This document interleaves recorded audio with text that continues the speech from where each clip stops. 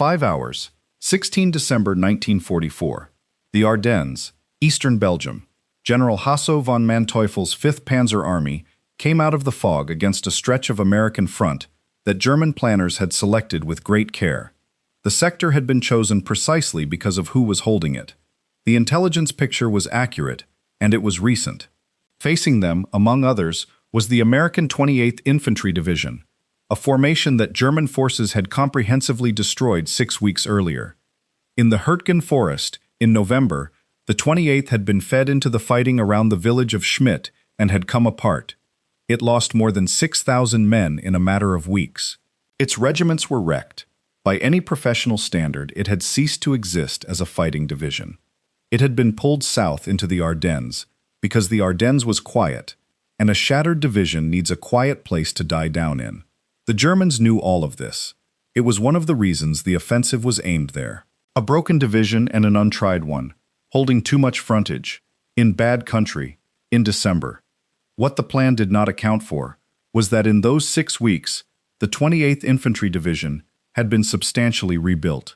New men, new officers, new equipment, the same divisional number on the same shoulder patch. It fought. Strung out across a front far wider than doctrine allowed, it held road junctions and villages for days it was not supposed to survive, and the delay it imposed on the German timetable in those first 72 hours was one of the reasons the offensive never reached the Meuse. German commanders had built an operation on the assumption that a division destroyed in November would still be destroyed in December. In the American Army, by the winter of 1944, that assumption no longer held, and the reason was a decision taken in Washington 3 years earlier that almost nobody outside the War Department had noticed. Section 1, the 90 Division Gamble, 1942, Army Ground Forces Headquarters, Washington. Early American war planning assumed the United States would need a colossal army. Projections ran to 200 divisions and beyond, on the reasonable theory that fighting Germany and Japan simultaneously would require sheer mass. The army that actually went to war had 89 divisions. This was deliberate, and it is one of the most consequential decisions the United States made in the entire war. The chief architect was Leslie McNair, who commanded Army Ground Forces and was responsible for how American land forces were organized and trained. The logic ran like this. Every man is finite. The same population had to supply the Army, the Navy, the Marine Corps, the enormous Army Air Forces, the Merchant Marine, and, critically, the factories, shipyards, and farms, without which none of the rest mattered. A nation that puts too many men in uniform starves the industry that arms them. So instead of raising a very large number of divisions, the United States raised a modest number and committed to keeping every one of them at full strength, permanently, by feeding individual replacements into them continuously. Historians call it the 90 Division Gamble, and gamble is the right word. 89 divisions was a thin margin for a global war. There was essentially no strategic reserve. If those divisions were ground down faster than they could be replenished, there were no fresh formations waiting behind them. The bet was that the replacement pipeline would hold, that a division could stay in the line for months, absorb catastrophic losses, and remain a functioning division because the losses were being made good, week by week, rather than all at once. That bet is why the 28th Infantry Division was in the Ardennes, at strength, 6 weeks after being destroyed. It is also why, in the last winter of the war, the United States came closer to running out of infantry than most people realize. Section 2. The Repel-Deppel. To make the gamble work, the Army built a machine, and the men who passed through it hated it. It was called the replacement system, and it operated through replacement depots, pronounced by every soldier who went through one as the Repel-Deppel. A new man arrived in Europe, was processed at a depot, and was then forwarded as an individual to whichever unit had reported a vacancy. That word matters. Individual. He did not arrive with the men he had trained with. He was not part of a formed unit joining another formed unit. He was one soldier, with a duffel bag and a rifle, delivered to a squad of strangers who were exhausted, who had just lost the man he was replacing, and who had neither the time nor the emotional capacity to absorb him. The consequences were exactly what you would expect. Replacements arriving in a line unit during heavy fighting suffered casualty rates far worse than the veterans around them. They did not know the ground. They did not know the men. They did not know the 100 small survival habits a rifle company teaches you in its first fortnight. And often, there was no fortnight. Men were killed within hours of joining units where nobody had learned their names. Veterans wrote about this bitterly for the rest of their lives. Some of the most unsparing American writing about the war is about the replacement system rather than about the Germans. The army was not blind to it. Eisenhower ordered the word replacement abolished in favor of reinforcement, on the grounds that no man should be told his function was to fill a dead man's slot. The terminology changed. The mechanism did not, because the mechanism was the only thing keeping 89 divisions in the field. And judged coldly, as a system for sustaining combat power, it worked. A division could bleed continuously and remain on the line. Its strength returns stayed within tolerable limits. Its artillery kept firing. Its command structure survived. Its accumulated experience stayed in place, and the new men were absorbed into a body that was still functioning. It was efficient at the level of the division and cruel at the level of the man. Both of those things are true, and the second one is the part that usually gets left out. Section 3. The better system that stopped working. The Germans did it the opposite way, and until 1944 their method was widely regarded, including by the Americans, as superior. The German army recruited and replaced on a territorial basis. The country was divided into military districts, and each division was permanently linked to one.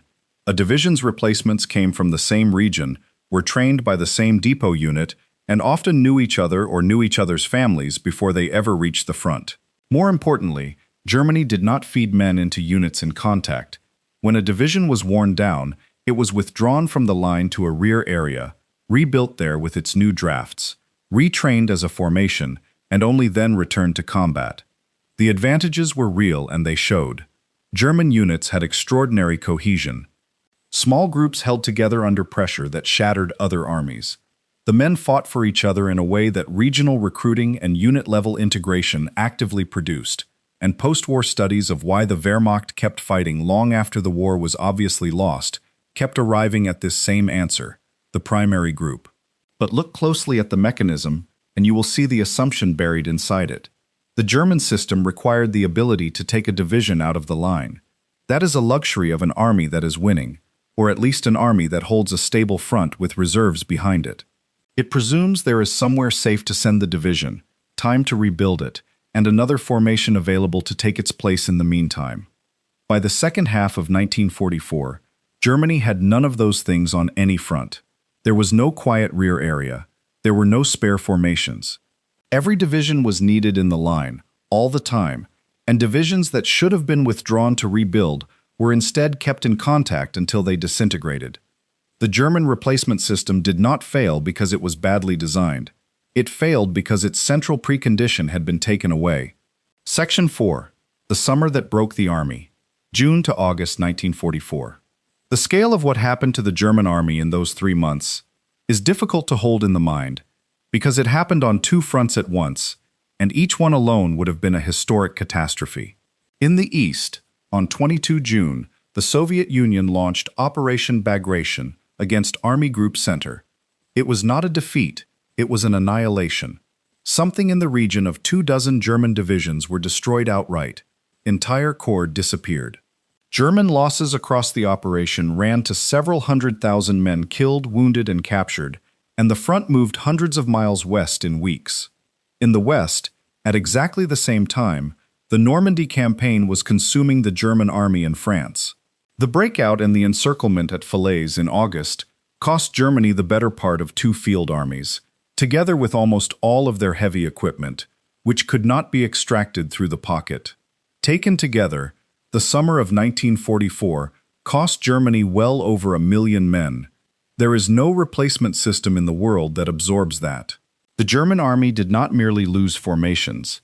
It lost the trained cadre inside them, the sergeants and junior officers and long-service specialists who are the actual load-bearing structure of any army and who take years to produce. And it lost them at the exact moment the manpower pool ran dry. Germany was already scraping. It had drafted older men and younger boys, combed the Luftwaffe and the Navy for surplus personnel to serve as infantry, and reached into industry for workers it could not really spare, which then damaged the production it was simultaneously depending on. Every man moved from a factory to a rifle company was a man not building the weapon the rifle company needed. In October 1944, the regime raised the Volkssturm, calling up males from 16 to 60 for local defense. That is not a replacement system. That is the end of one. Section 5. What rebuilt came to mean. Autumn 1944. Germany kept the names. That is the detail that makes the German records so misleading and the German experience so demoralizing. When a division was destroyed, its number was frequently reused. A new formation was raised, given the old designation and sometimes a handful of survivors as a cadre, and sent back to the front. On a situation map in Berlin, the division was still there. On the ground, it was a different and much weaker thing. The clearest expression of this was the Volksgrenadier Division, introduced in late 1944. It was a division on a deliberately reduced establishment, substantially smaller than the standard infantry division it replaced, filled out with Luftwaffe ground crew who no longer had aircraft, naval personnel who no longer had ships, recovered wounded, older conscripts and teenagers. To compensate for fewer men and less training, they were issued a higher proportion of automatic weapons, including the new assault rifle. Some Volksgrenadier divisions fought extremely well. The point is not that the men were poor. The point is what the category represents. An army formally redefining a division downward, because it could no longer produce the real thing. The same erosion ran through the armored formations. A panzer division at full establishment was a powerful instrument with well over 100 tanks. By the Ardennes offensive, Germany's maximum effort, the operation into which the last reserves were poured, a number of panzer divisions went into the attack with a fraction of that. Panzer Lehr, which had been among the best-equipped divisions in the German army in Normandy, had been destroyed under American carpet bombing in July, rebuilt, and committed again at a shadow of its former strength. So the comparison in the title is not rhetorical, it is close to literal. In the winter of 1944, the United States was returning shattered divisions to the line at something approaching full strength within weeks. Germany, over the same period, was reconstituting formations that carried divisional names and fought at a strength that would once have been called a regiment or less. One side was replacing divisions, the other was replacing them in name. Section 6. The crisis America also had November 1944. And here is the part that a story like this usually leaves out, and shouldn't. The American replacement system very nearly broke too. The Army's planners had got one crucial number badly wrong. They had estimated what proportion of casualties would fall on the infantry, and they had underestimated it severely. In practice, the rifle companies, a small fraction of a division's total strength, absorbed the overwhelming majority of its losses. The pipeline had been built to feed an army. The demand was concentrated almost entirely on one specialty within it. By late 1944, the United States Army in Europe was running out of infantrymen while having plenty of soldiers. The response was to comb the rest of the army for bodies. The Army's specialized training program, which had sent bright young soldiers to universities to study engineering and languages, was largely dissolved, and its participants, well over 100,000 of them, were sent to combat divisions. Anti-aircraft units were broken up because the Luftwaffe was no longer a serious threat. Air Corps cadets whose training pipeline had outrun the need for aircrew were retrained as riflemen. Service and supply troops were reclassified. In December, with the Ardennes battle consuming men, the theater command went further and issued a call for black soldiers serving in service and supply units to volunteer for infantry duty. Several thousand did. Roughly 2,000 were selected, retrained, and served in provisional rifle platoons attached to white companies, a significant crack in the Army's segregation, produced by nothing more idealistic than a shortage of riflemen. So the honest picture is this. Both armies faced a manpower crisis in the winter of 1944, at the same time. The difference was what each one had left to reach for. America reached into an army full of men doing jobs that had become less urgent, pulled them out, retrained them, and fed them forward. And behind that stood an untouched training establishment in an untouched country, running full courses in camps that no enemy aircraft would ever visit. Germany reached into its factories, its schools, and its hospitals, and every man it took made some other part of the war effort weaker. One side was reallocating a surplus, the other was consuming its own substance. Section 7. The Verdict.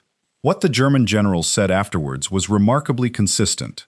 When American and British officers systematically interviewed captured German commanders after the surrender, they were talking to professionals who had every reason to explain their defeat in terms that flattered their own competence. And on many subjects, they did exactly that. They were critical of American tactical caution, of the inexperience of American units in their first battles, of what they saw as a plodding approach to operations. On the subject of what actually beat them, the criticism stopped.